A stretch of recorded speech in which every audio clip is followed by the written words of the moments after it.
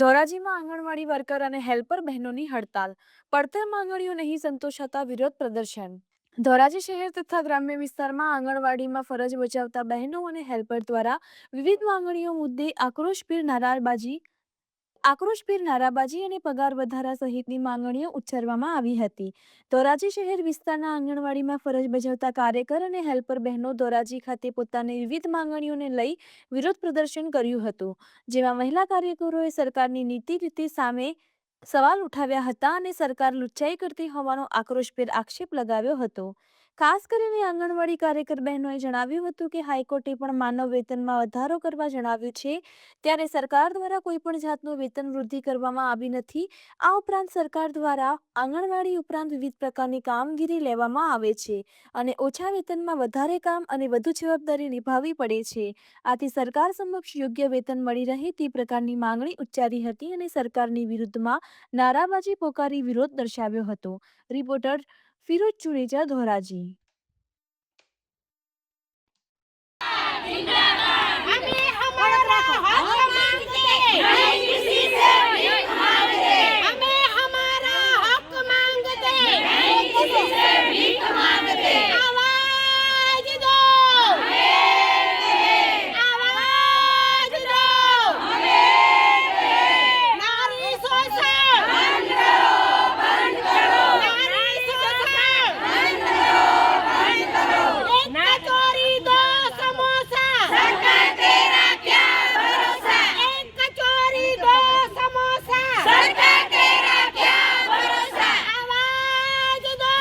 મારું નામ ચેતનાબેન છે, આંગણવાડી કાર્યકર, તાલુકામાં પ્રમુખ, જિલ્લામાં ઉપપ્રમુખ છે.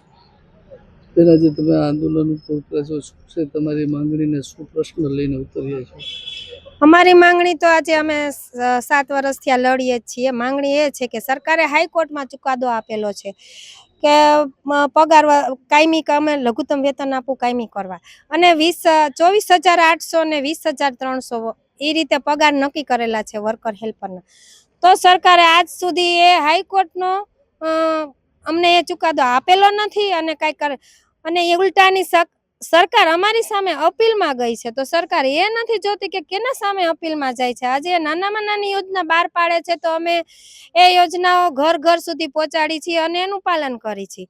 બીજા નંબરમાં જે સરકારે મોબાઈલનો વાયદો કરેલો હતો તે મોબાઈલ પણ આજ સુધી આપેલા નથી, અને આજ સુધી અમે અમારા ઘરના મોબાઈલમાં કામગીરી કરીને અમારા આંગણવાડી અને બાળકોના પૂરક પોષણથી એનું કામ કરીએ છીએ અને બાળકોને વંચિત પણ રાખ્યા નથી.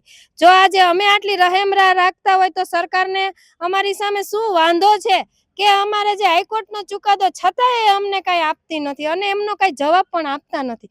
તો સરકારશ્રીને નમ્રમાં નમ્ર વિનંતી છે કે જે હાઈકોર્ટનો ચુકાદો છે એ સમયસર લાગુ કરે અને અમને કાયમી કરે અને લઘુત્તમ વેતન આપે. કારણ કે જે ગવર્મેન્ટ કર્મચારી જેટલી કલાક કામ કરે છે એનાથી ડબલ તો અમે પણ કામગીરી કરીને આપીએ છીએ, તો પણ સરકારને અમારી કામગીરી દેખાતી નથી અને અમે પણ દેખાના. આજે દિવસે ને દિવસે મોંઘવારી બધાની વધારે છે, તો મોંઘવારી અમને આંગણવાડી વાળાને પણ લાગુ પડે છે. તો 10,000 પગાર છે આજે અમારો, તો અમે 10,000માં કઈ રીતે અમારું ઘર ચલાવીએ? ઉલટાનું જે આંગણવાડીમાં મરી મસાલા જે બાળકોને પૂરક પોષણ આપી છે એમાં વપરાય છે એ પણ અમે અમારા ઘરના પૈસા 10,000 પગારમાંથી રોકાણ કરીને અમે ચલાવીએ છીએ. તો સરકારને આ બધો વિચાર કરવો જોઈએ. આજે બજાર ભાવમાં મસાલાના ચણાના ભાવ છે 100 રૂપિયા, તો અમને આજે 50 રૂપિયા આપે છે. તુવેર દાળ છે આજે 140 રૂપિયા છે, તો અમને 80 રૂપિયા આપે છે. તો અમારે કઈ રીતે બાળકોને પૂરક પોષણમાં અમારે કઈ રીતે આ બધું એડજસ્ટ કરવાનું? એક તો અમારા પગારમાંથી ને અમારે બધું ખર્ચ કરવાનું.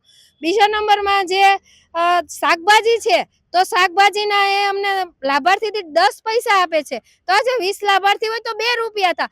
તો કયું શાકભાજી છે કે 2 રૂપિયામાં આવે છે? એમ છતાં અમે આમાં ચલાવીએ છીએ. તો સરકાર, અને જો સરકાર અમારો આ કોઈ પણ આમાંથી નિર્ણય નહીં આપે તો અમારું આંદોલન છે અમે ચાલુ રાખશી. અમારા યુનિયનનો જે નિર્ણય આવશે એ પ્રમાણે કરશી, ચાલુ રાખશી.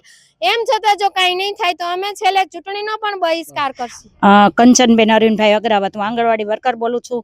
આ યોજના જે આંગણવાડીની છે એ 1975ની સાલની છે. તો મોદી સાહેબે સરકારમાં આટલી અમારી એક વિનંતી છે કે અમે જ્યારથી આમાં નોકરી કરી 25 પૈસાનું જ અમને આ બધું અત્યારે ચૂકવે છે. તો અત્યારે આટલી મોંઘવારીમાં 25 પૈસામાં અમારે આ પૂરું ન થાય આંગણવાડીમાં.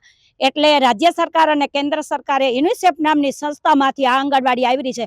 તો જો એને અમને નર્સરીમાં ગણ્યા હોય તો અમને અમારું વેતન અને અમારા જે કાંઈ આ ભાવ વધારા, જે કાંઈ આંગણવાડીની અંદર અમે પૂરક પોષણ આપી, આ બધાનો અમને પૂરેપૂરો હક આપવો પડે છે.